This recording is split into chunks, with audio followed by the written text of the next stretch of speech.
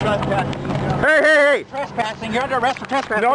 You're under arrest for trespassing. Hey, guy! You're under arrest for trespassing. Okay, so Orange, you were beaten at Gold Base, and even though the cops recommended that the guards be sued, they weren't charged. Correct. And so you had to sue them yourself. Yes. And your lawyer, Graham Barry, he couldn't handle the case anymore because Scientology put monkey wrench in his legal affairs. Mm-hmm. So I had to go look for another lawyer. I looked around, and finally I found the ultimate lawyer to help me, and he didn't even want any money. So that was just fantastic.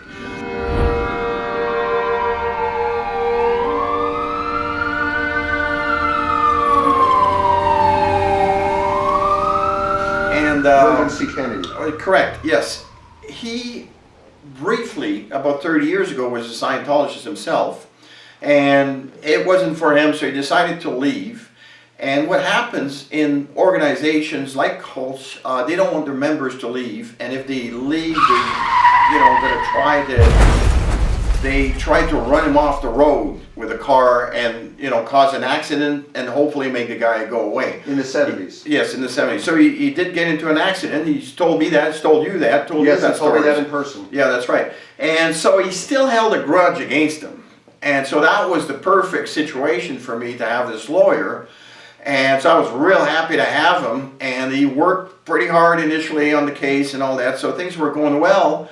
And suddenly, I go there one afternoon, and he basically had two offices, home offices, beautiful buildings, about 100 years old, right in next to each other. Riverside. Yeah, right next to each other. One, he was in the process of converting to an old-style law office with leather chairs, wood bookcases, very little computers as much as possible. And lots of antiques. That's right, lots of antiques. And so that project was looking very good, and suddenly, the whole thing burned down in the middle of the day. There was nobody there, there was no electricity, nothing. The whole building burned down.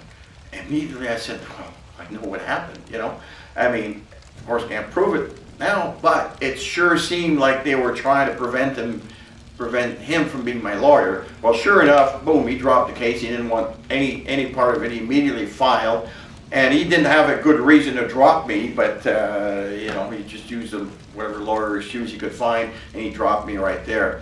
So that was unfortunate. I spoke to the investigator of the fire investigator, and he personally told me that they had found accelerants on the scene. So that means there was. It was arson. Yeah, it was arson. Yeah, we don't know who did it, but it was highly suspicious. The circumstance was certainly suspicious.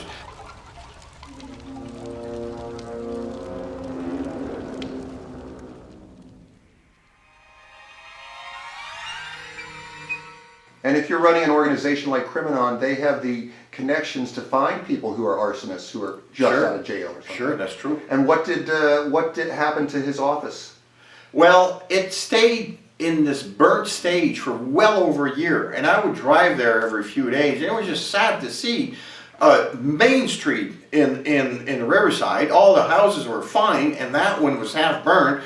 And I wasn't too much in speaking terms with him. I had met him once in a while in shops and stuff, but they couldn't level the thing until the investigation got done. But finally, now it's been leveled, and I don't know the situation. What did they do to his regular office? Didn't they break into it? Okay, at the back of his office, there was a document container, a very strong steel shipping container with big heavy locks on there. All that was in there is documents.